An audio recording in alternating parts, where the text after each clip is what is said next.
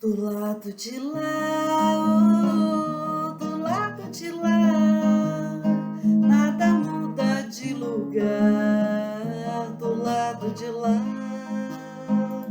as coisas são como são, ficam como estão, e nada muda não. Do lado de lá, do lado de lá, oh, do lado de lá, nada muda de lugar. Do lado de lá. Olá, bem-vindos a mais um estudo do Livro dos Espíritos. Vamos aproveitar para estudar, aprender, refletir, questionar, relembrar os ensinamentos de Jesus à luz da doutrina espírita. Essa bênção que é nas nossas vidas, o conhecimento espírita, que nos ajuda a compreender melhor as pessoas, as situações, tudo que nos ocorre e que nos amplia a fé, aprofunda a fé. Conforme nós vamos estudando a doutrina, nós vamos entendendo, compreendendo e aceitando a vida como ela é, as pessoas como elas são, e fazemos da nossa existência uma oportunidade de crescimento espiritual. Vamos orar para dar início ao nosso estudo. Senhor Jesus, Mestre querido, nós agradecemos muito pela oportunidade de estudar a doutrina. Agradecemos muito, Senhor, pela tecnologia que nos facilita o estudo cada dia mais, em qualquer momento, em qualquer horário, em qualquer lugar. Ajude-nos, Senhor, a aproveitar a oportunidade de esclarecimento, de entendimento, de compreensão da vida e da morte. Abençoe, Senhor, todos nós, todos aqueles que estudarem e todos que estão em sofrimento, principalmente porque ainda não te conhecem e porque não conhecem a lei de Deus, que rege todo o universo. Abençoe, Senhor, o nosso propósito de melhoria íntima a cada dia. E abençoe todos os que sofrem para que tenham esperança. Que assim seja. Vamos estudar.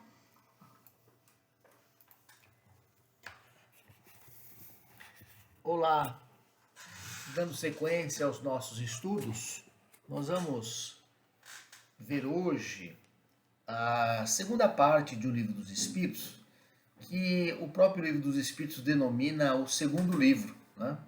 Na semana passada fizemos uma introdução e falamos a respeito do primeiro livro, né, que trata das causas primeiras, trata de Deus, né? E hoje vamos falar do segundo livro, que fala sobre o mundo espiritual. O mundo espiritual. Na semana que vem vamos falar sobre o terceiro livro, que trata das leis morais, né? E finalmente, na outra semana, o quarto livro, que trata das esperanças e consolações.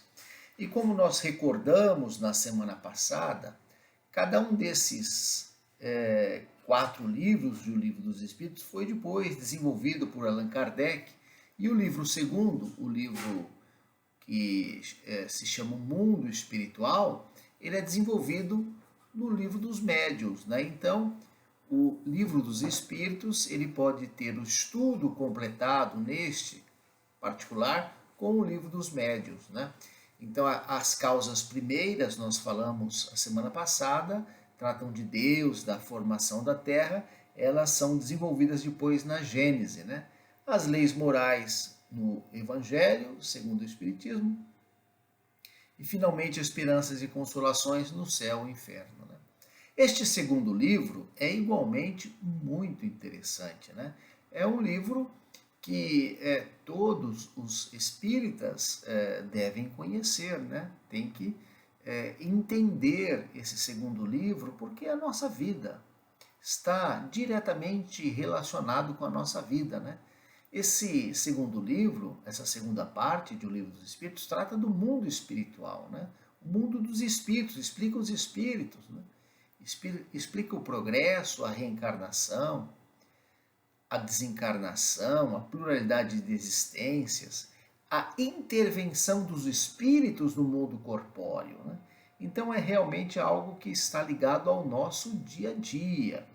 E nós estamos fazendo essas introduções para despertar o interesse pelo estudo, né? Depois nós vamos ver questão por questão, vamos nos aprofundar, né? Vamos mais fundo. Agora nós estamos dando algumas pinceladas no que será estudado nesse livro, né? É como se fosse uma espécie de degustação, né? Apenas para chamar a atenção, apenas para despertar o interesse pelo estudo do Livro dos Espíritos, né? E a primeira coisa que nós vamos falar hoje, né, é que o Espírito é o ser inteligente da criação. Olha só, na semana passada falávamos que Deus é a inteligência suprema e nós somos os seres inteligentes da criação. Por que nós estamos fazendo essa associação entre Espírito e Deus? É porque geralmente nós confundimos tanto Deus quanto os espíritos com o homem, né? O homem ou a mulher, né? O homem que nós, o ser humano material. Então, Deus e os espíritos não tem nada a ver com o corpo físico, né? Deus é inteligência, não é um velhinho de barba. E o espírito não tem braço, não tem perna, não é? Não tem olhos, boca. O espírito é a inteligência. O espírito foi feito, né? Foi criado, por isso são seres inteligentes da criação. O espírito foi criado à imagem de Deus. Deus é a inteligência suprema. Os espíritos são os seres inteligentes que Deus fez, né? Por isso que os espíritos são filhos de Deus, né? Foram feitos à imagem e semelhança de Deus, né?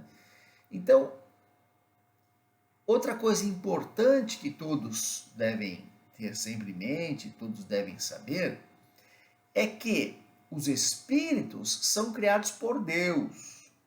O corpo físico que nós momentaneamente ocupamos na Terra, ele vem dos nossos pais. Então o corpo vem do corpo, a matéria vem da matéria, mas o espírito vem de Deus, né?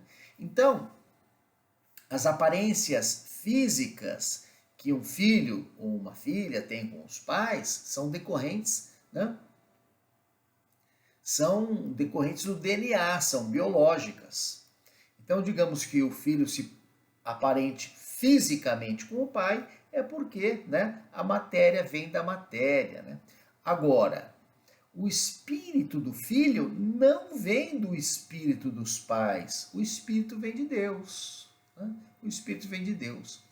Agora, é muito comum nos grupos familiares haver uma identidade, uma simpatia, né? Termos tendências semelhantes. Quer dizer o quê? Às vezes uma família lá é de músico, é de artista, é de poetas, ou é de pessoas, né, generosas. A família inteira. Isso não significa que o espírito herdou a virtude do pai. Não. O que nós recebemos por herança são apenas os aspectos biológicos, os aspectos físicos. Os aspectos morais pertencem ao espírito que pré-existe à formação do corpo.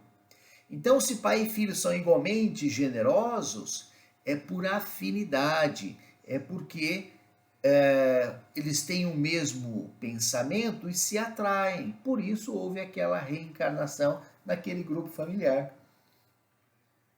Mas o espírito é uma individualidade. Ele não herda virtudes, ele não herda defeitos. Ele é como ele é.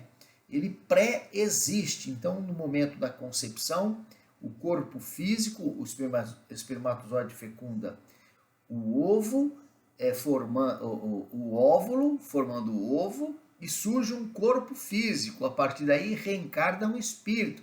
E esse espírito já tem os seus defeitos, as suas virtudes, né? As suas experiências pretéritas, que pode até parecer com as dos pais, mas vai ser por afinidade, não é por herança. Ninguém herda virtudes e também ninguém herda defeitos. São identidades, são simpatias, são tendências semelhantes. Quando nós falamos que as criaturas se atraem por identidade, nós sempre exemplificamos assim. Geralmente nós estamos fazendo o nosso estudo na Casa Espírita às terças-feiras e falamos assim: hoje nós estamos aqui estudando o Livro dos Espíritos, porque todos nós temos esta identidade, né? Estamos estudando o Livro dos Espíritos, todos queremos aprender o Livro dos Espíritos. Mas neste mesmo momento, no bar ali da esquina, tem algumas criaturas que estão se embriagando.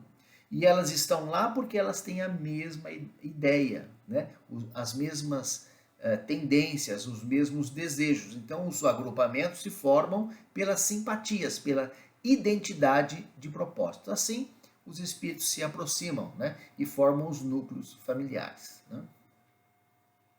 Os espíritos como entidades incorpóreas, né? Os espíritos não têm corpo.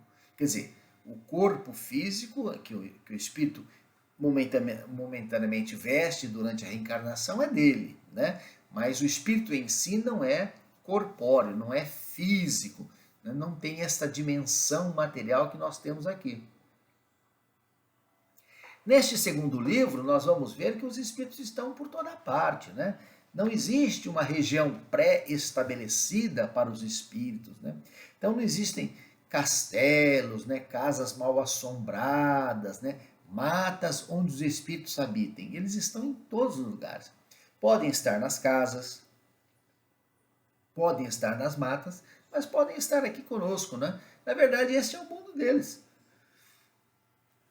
Aqui existe a matéria, e no plano espiritual, né, uma matéria menos densa, mais compatível com eles. Mas nada impede, né, que seja aqui mesmo, mas numa outra dimensão. Então os espíritos estão por toda parte, né? Ninguém, após a morte, vai para um lugar determinado, chamado céu, outro chamado inferno, ou, né, vai para uma casa mal assombrada, né? Ele vai, né, como diz aquele ditado, para onde o coração atrair, ele vai fazer o que ele tem vontade de fazer, né? E se tiver um pouco de esclarecimento, vai tentar se desapegar das coisas da matéria, né? O espírito é uma chama, né? O espírito é uma luz, ele não tem forma, né? Ele é incorpóreo, já o dissemos, né? Então, se nós fôssemos dar um exemplo, assim, a gente imaginaria, né, uma centelha, né, uma luz. Isso é o espírito, né? E ele se manifesta no corpo físico. Quem tem braço, quem tem perna é o corpo físico. E o espírito anima esse corpo, né, se movimenta. Mas a inteligência, né, a energia, a força é o espírito, né? Enfim, isso também nos permite afirmar que é o espírito que anima, é o espírito que tem defeitos, é o espírito que tem virtudes. Quer dizer, guloso é o espírito, não é o estômago, né? Nervoso é o espírito, não é o sangue espanhol, né? Bravo é o espírito, não é o corpo físico, o músculo, né? Enfim, então os defeitos e as virtudes são atributos da alma, né?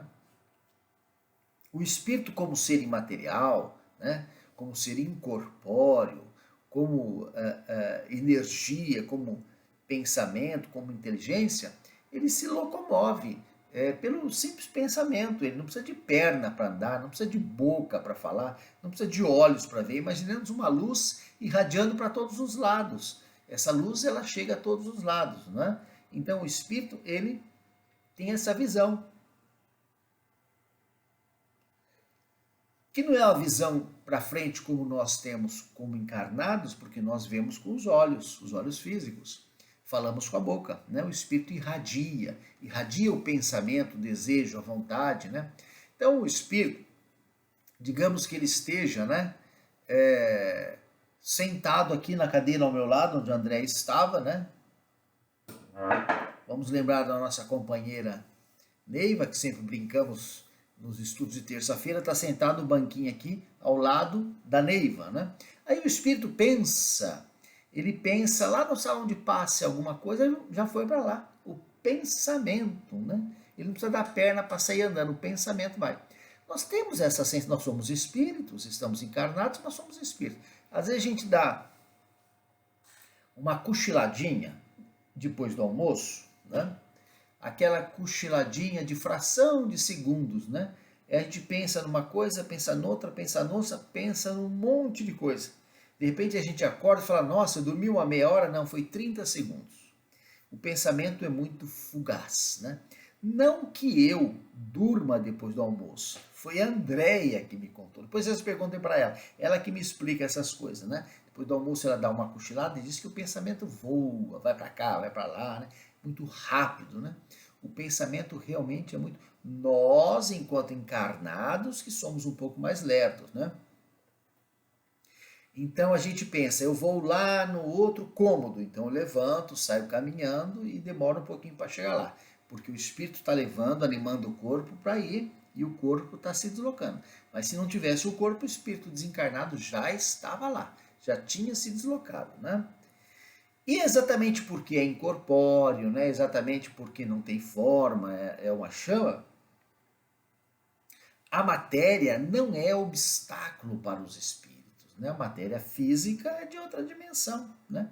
Eles vão ter obstáculos no plano espiritual, mas no plano material não. Né? Então a matéria não é obstáculo para os espíritos. Importante lembrar que nem todos os espíritos sabem disso. Nem todos são esclarecidos. Né?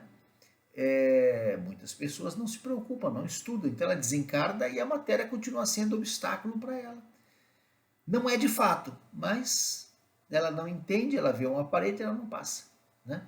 Tem a sensação que não vai poder passar e não passa, embora pudesse passar. Né?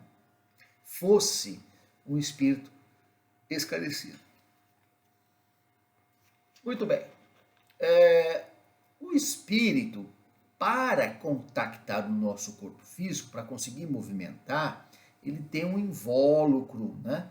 Semimaterial, né, que é intermediário, que não é essa matéria grosseira do nosso corpo físico, mas também não é tão sutil quanto o espírito. Diríamos assim, para nossa compreensão, que é uma substância vaporosa.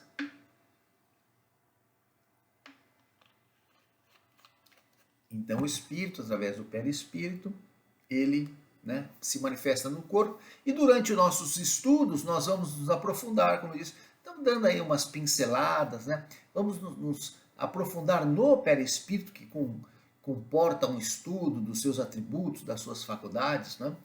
Hoje vamos apenas convidá-los para os estudos, né? E os espíritos evoluem, né? Os espíritos são criados simples e ignorantes, né? Nenhum espírito é criado bom ou criado mal, é criado simples e ignorante. Quer dizer, ignorante não é um palavrão, ignorante não é uma ofensa. Ignorante quer dizer sem conhecimento. Então, eu, Paulo Sérgio, sou ignorante em astrologia. Eu não entendo nada dos astros, né? De física quântica, eu sou ignorante, quer dizer, eu desconheço, eu não conheço, né?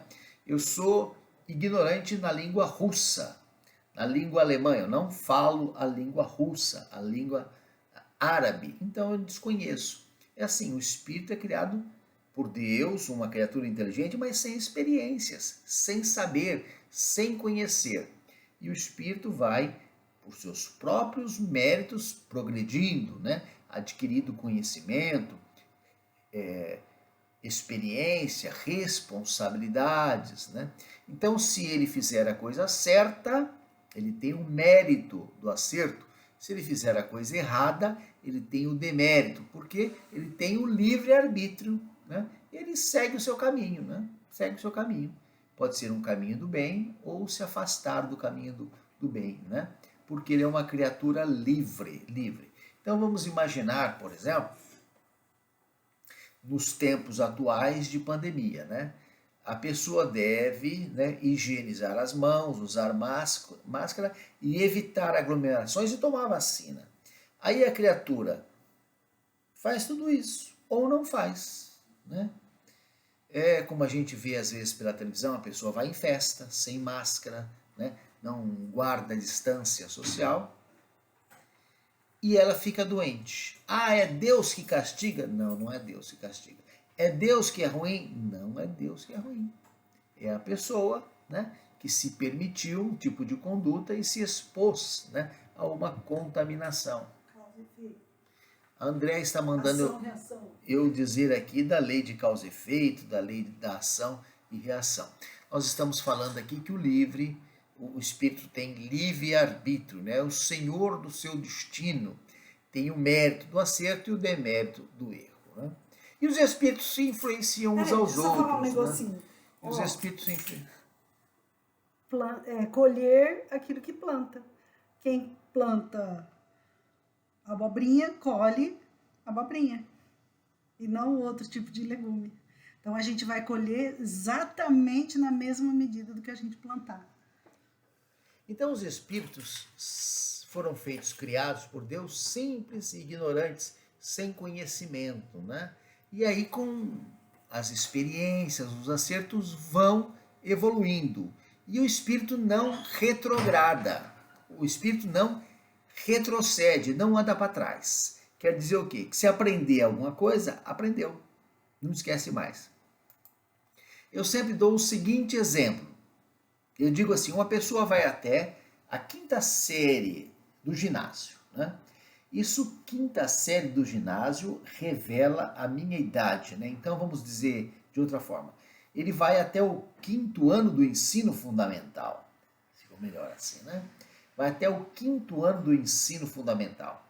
E aí ele para de estudar, fica 2 anos sem estudar e volta a estudar. Ele volta para o 1º ano? Não, ele segue do 5º, do 6º, de onde parou. Porque o que aprendeu, aprendeu. Né? Não esquece mais. Aprendeu a andar de bicicleta, quando, né, retomar essa atividade, vai andar de bicicleta. Ou seja, o espírito não retrograda, não anda para trás. Então, quando nós adquirimos algumas virtudes, estas ficam conosco. Né? Ah, mas o cidadão ali fez uma coisinha errada, tal. Então ele não tinha adquirido aquela virtude ainda. Estava se esforçando, né? Quem sabe agora com erro ele consiga, né, adquirir o que ele precisa, né? Então o caminho que o espírito segue é da sua escolha, ele é livre, né? Pode ser o caminho do acerto ou não, né? Então Deus nos dá a liberdade, né? Deus nos dá o livre-arbítrio. E aí nós fazemos o que nós escolhemos fazer e suportamos as consequências. Então vamos imaginar assim, uma pessoa come muita gordura e tem as veias entupidas, né? Por que ela tem a veia entupida? Porque ela come a gordura. Não é porque Deus castiga. Porque todo mundo sabe que gordura faz mal, né? Todo mundo ouve toda hora, né?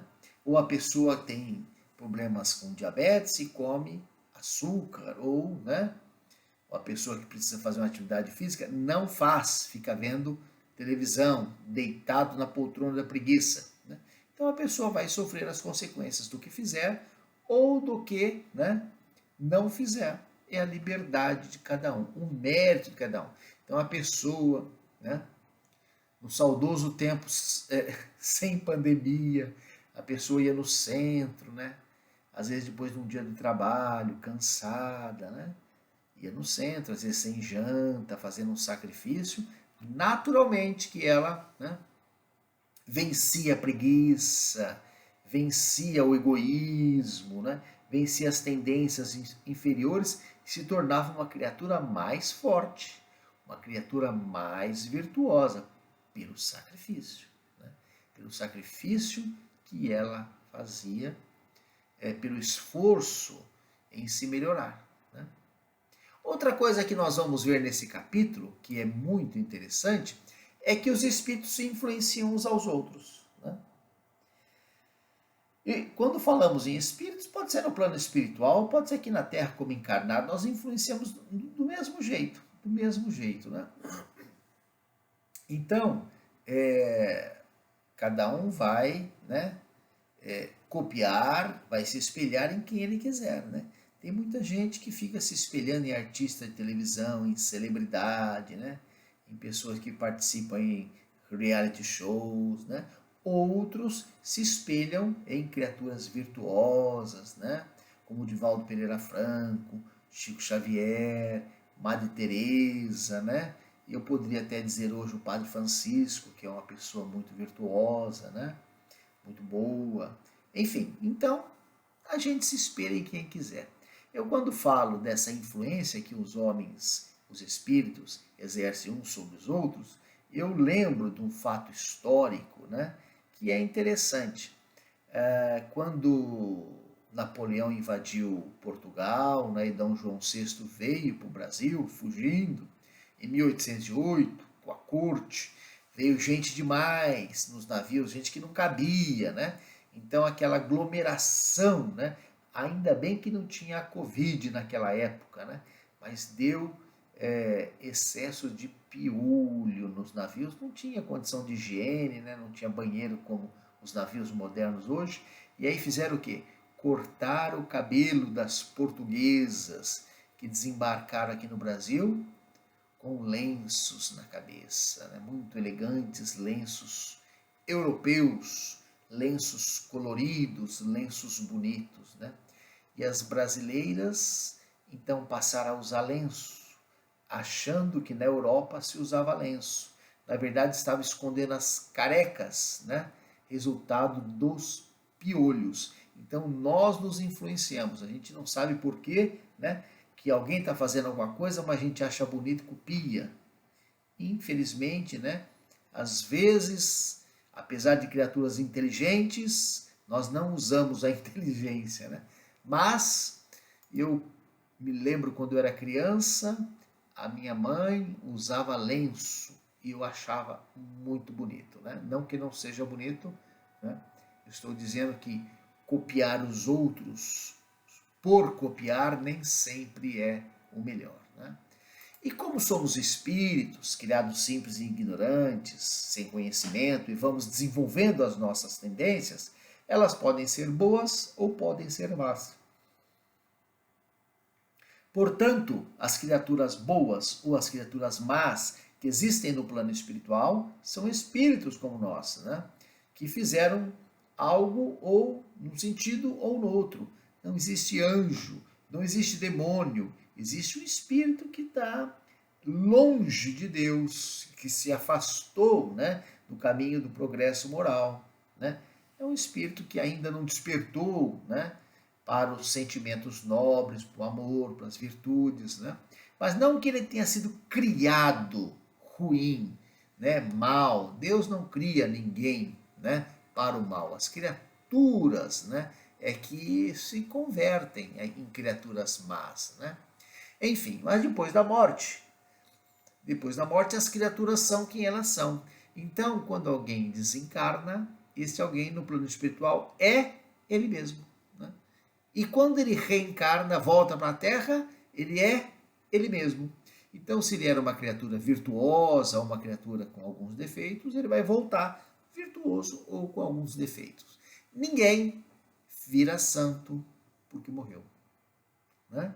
Então, morreu, foi para o céu. Não, morreu, continua sendo quem ele é, com as mesmas virtudes, os mesmos defeitos, com a individualidade. E aí reencarna com esses atributos, com essas qualidades. Então, às vezes, com uma determinada vocação, uma aptidão, uma facilidade para fazer alguma coisa, ou dificuldade, né? Às vezes a gente vê uma criança tocando piano, né? E a gente fica pasmo, né? Como pode aquela criança em tenra idade ter aquela facilidade? É porque, né, Deus deu aquela facilidade para ela? Não. Ela já aprendeu no passado, né? Está apenas recordando, né? E a encarnação ou reencarnação, quando se repete, é para alcançar a perfeição, é para o espírito evoluir, é para o espírito adquirir aprimoramento, conhecimento, né? Da mesma forma, assim, uma criança vai à escola e a professora passa exercícios de matemática. E a criança faz, repete exercícios, faz várias vezes. Aos poucos ela vai se familiarizando com aquilo, vai superando as suas dificuldades e aquilo vai ficando fácil para ela. Ela vai dominando aquela matéria, aquele assunto. Então a reencarnação é isso. A gente vem, convive com os nossos defeitos, com o nosso egoísmo, com as nossas tendências inferiores, né? Com o materialismo, e a gente vai lutando contra tudo isso, vai se libertando e vai evoluindo. Naturalmente que isso consome um tempo muito grande, né? Mas a reencarnação é prova da justiça divina. A reencarnação é para o nosso progresso, né? É para que a gente possa quitar, né?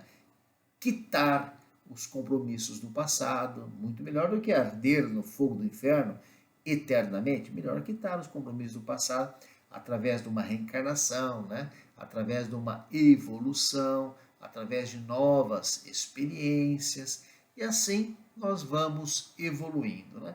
E um último ponto que nós vamos falar, né? Hoje, para encerrar esse segundo livro, né? Que eu espero que todos tenham desejo de estudar, é que nas relações entre os espíritos prevalece a autoridade moral, né? Não é a autoridade dos homens, né? Não é o status dos homens, essa tola vaidade que nós temos aqui na Terra, nesse orgulho, essa coisa, né? Que no plano espiritual não tem valor nenhum. Para os espíritos, no plano espiritual, prevalece a autoridade moral, né? Então o Livro dos Espíritos tem uma expressão que ele fala na ascendência moral irresistível. É aquela que Jesus tinha quando dizia: vem e segue-me, faz ou deixa de fazer, e as criaturas obedeciam. Ninguém conseguia, né, deixar de fazer o que o Cristo mandava. Era a ascendência moral irresistível. Muito bem, nós demos algumas pinceladas no estudo do livro 2º. Semana que vem vamos dar algumas do livro 3º, né? Ficam todos convidados a continuarmos estudando, né? Continuarmos vendo semanalmente. Infelizmente, por conta da pandemia, né? A gente não pode se encontrar na casa espírita, né? Mas a gente, né, vai, por enquanto, se encontrando aqui virtualmente, até que a gente possa retomar os estudos, né, presenciais do Consolador. Então, tenham todos uma boa semana, né? Que Deus ampare e acompanhe a todos, e nos vemos na semana que vem. Muita paz.